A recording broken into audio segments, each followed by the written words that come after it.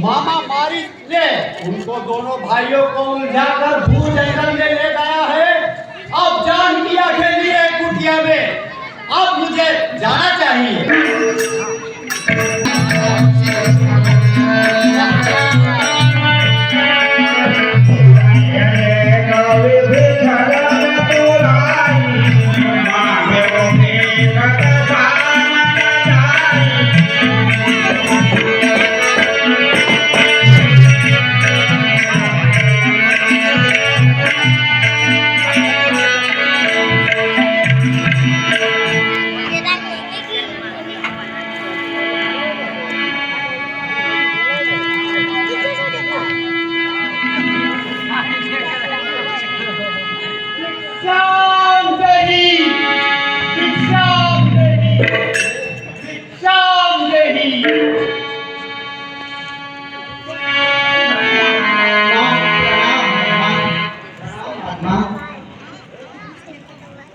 सुनो कन्या, हम बहुत दूर से घूमते फिरते आ रहे हैं और हमने आते वक्त तुम्हारी कुटिया देखी तो हमारा जी कुछ ऐसा दिल में विचार किया कि ये कुटिया में कोई निवास करता है तो अवश्य यहाँ पर भोजन खाने को मिल जाएगा।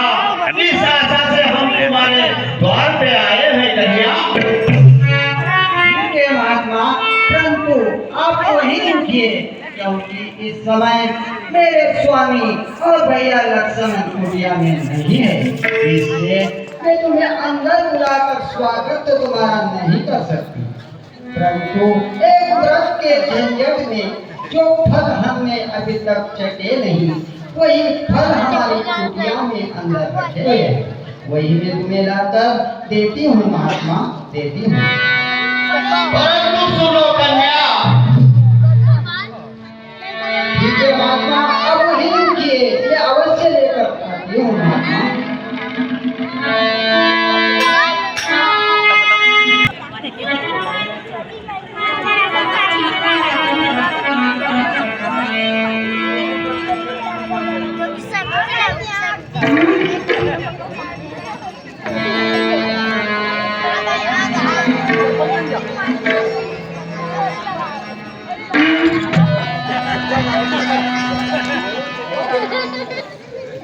और देखो यहाँ पर तो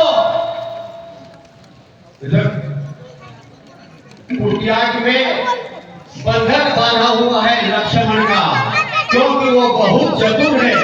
इसलिए अब क्या करना चाहिए, यहीं पर आसन दे देना चाहिए।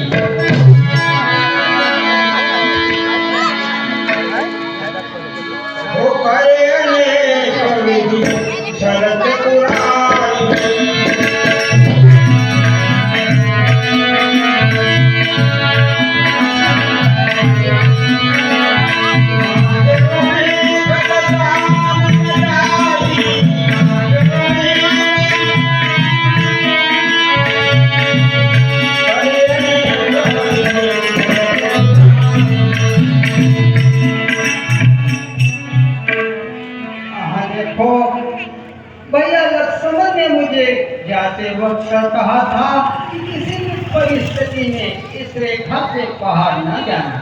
अब मुझे क्या करना चाहिए, इस महात्मा को यहीं बुलाकर भिक्षा दे देना।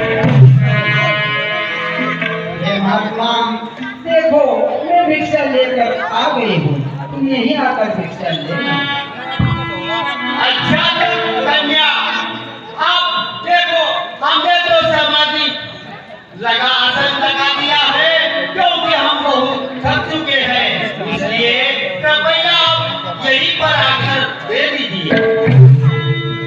महात्मा देखो, मेरे भैया लक्ष्मण मुझे शपथ देकर कहा गया है कि किसी भी परिस्थिति में इस रेखा से बाहर न जाना।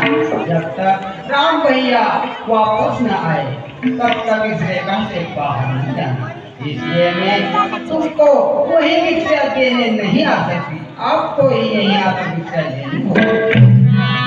बस कन्या, बहुत हो चुका। पहले तो हमको कुटिया में आने नहीं दिया और अब बोल रही हो कि भिक्षा यही आकर लेने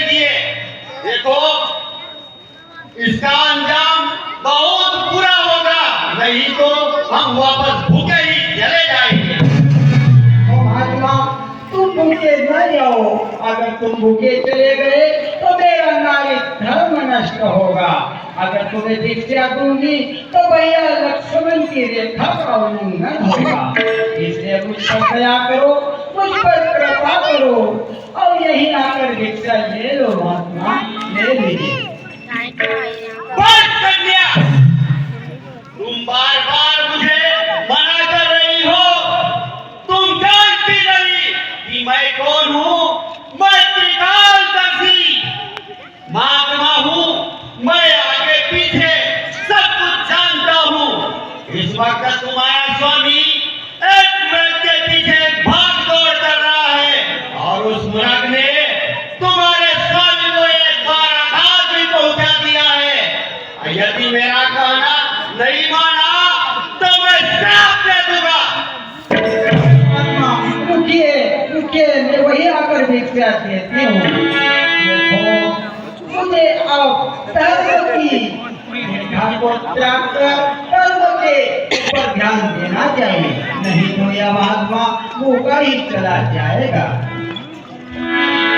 हे महात्मा, हे महात्मा, मुझे मेरे पति को श्राप न दीजिए, क्षमा कीजिए, क्योंकि मैंने आपको पहचाना नहीं कि आप एक कालदर्शी भी हो। महात्मा, मैं तो उस पिता मेरे जनक की पुत्री सीता हूँ। मुझे क्षमा करो, मुझे क्षमा करो।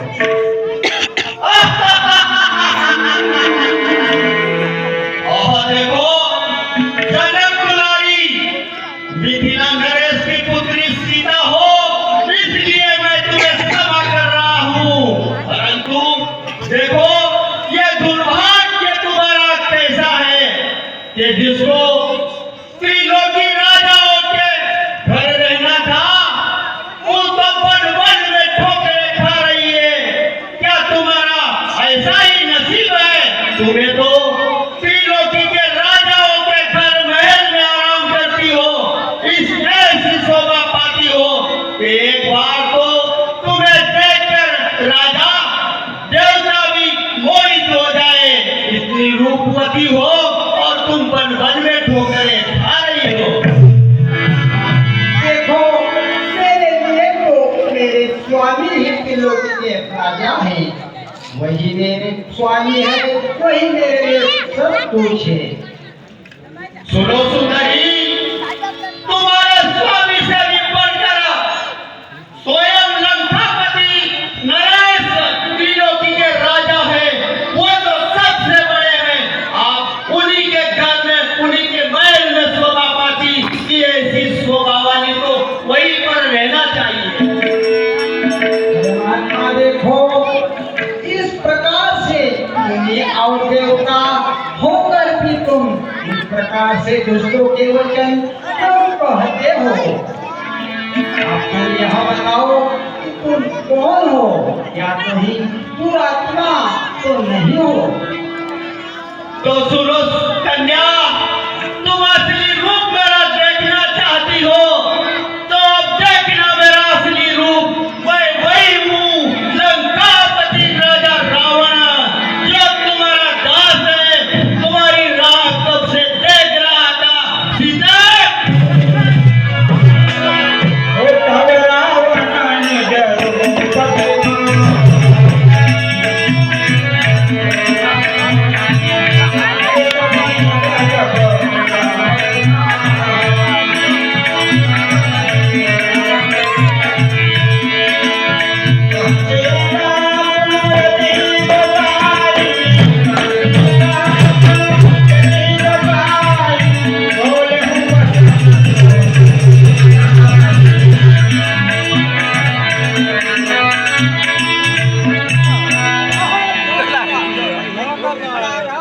मेरे स्वामी अभी आने ही वाले हैं।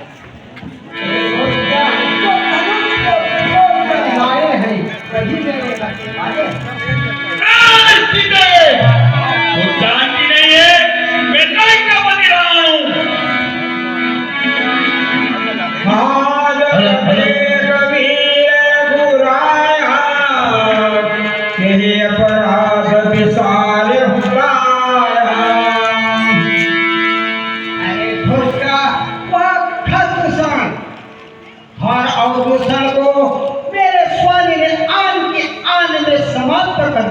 क्या तुझे वह बात याद है या नहीं? अभी भी समय है, यहाँ से निकल जा, नहीं तो मेरे स्वामी अगर आ गए तो तेरे प्राणों को नहीं बचा सकता। उन मनुष्यों के साथ में भटक रही है, तू जानती नहीं है कि लंकापति रावण के यहाँ तुझे तो आराम रहेगी। अरे दुष्टा, अब तक तो मैं उस रेखा में थी, अब सबकी रेखा में हूँ। अबला हूँ पर बल इतना है, अबला हूँ पर बल इतना है कि पूरा संसार में आ जाए, इस सतवंती के आगे कुछ बोल नहीं सकता, या तेरा वह ब्रह्मा भी सत्या के कुछ बोल नहीं सकता। जानती नहीं, मनो नहीं, सभी रानियों को तेरी दासियां बना दूंगा। तू एक बार मेरा कहना मान ले।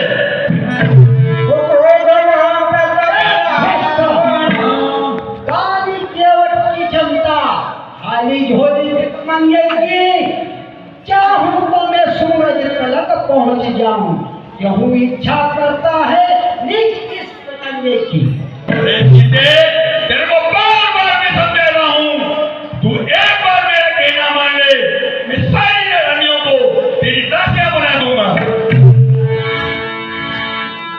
अरे मूर्ख, अभी भी चला जा, समय है, क्यों मेरे हाथ स्वामी के हाथों से अपना प्राण गंवाता है? अरे सीते, तू ऐसा मेरे रास्ते से हट जा, मैं नहीं आने वाली। अरे सीते, तू ऐसी नहीं मानेगी, तुझे मैं विमान पर बिठा रही ले जाऊंगा। अरे रावण, अरे दुष्ट रावण, आज तक इस सती पर किसी ने कुदृष्टि डालने की दृष्टा भी नहीं की थी। वो एक है जो मुझ पर इस प्रकार की दृष्टि डालता है। मुझे लगता है कि अब तुझे तेरे प्राणों का भी याद नहीं है। जाता है मेरा कहना क्यों नहीं मान रही है? बार-बार मैं तेरे सामने उठ रहा हूँ, तू एक बार मेरा कहना मान ले।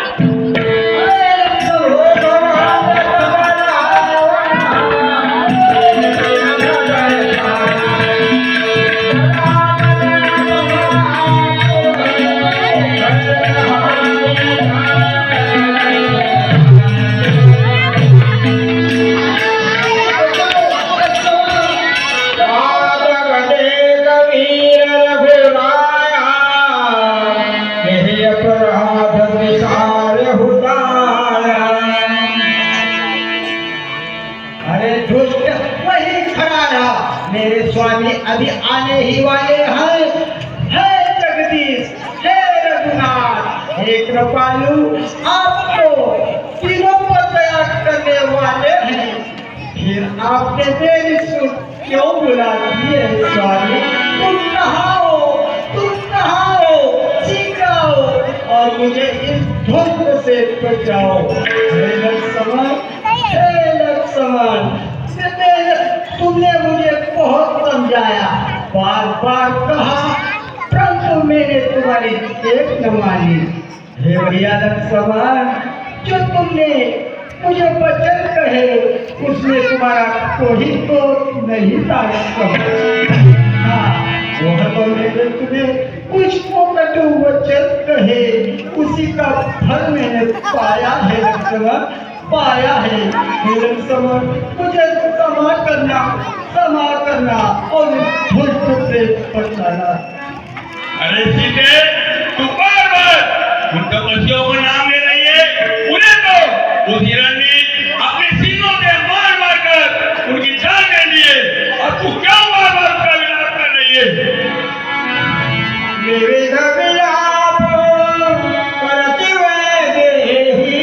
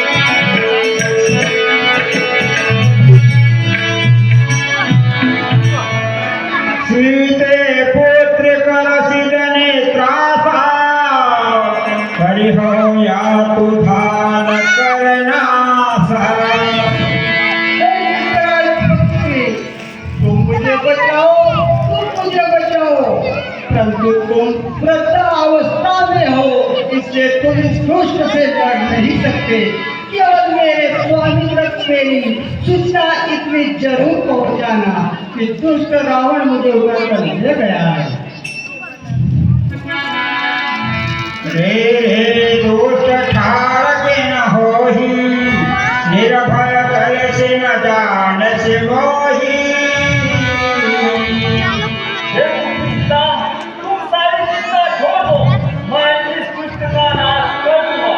अरे दुष्ट रावण, मुझे जानता नहीं, मैं पक्षीराज जटायु हूँ। मूर्ख जटायु, लंकापति रावण को जानना नहीं है और एक पक्षी होकर बड़ी बड़ी बातें कर रहा है। तजे जान के कुशल ग्रह जा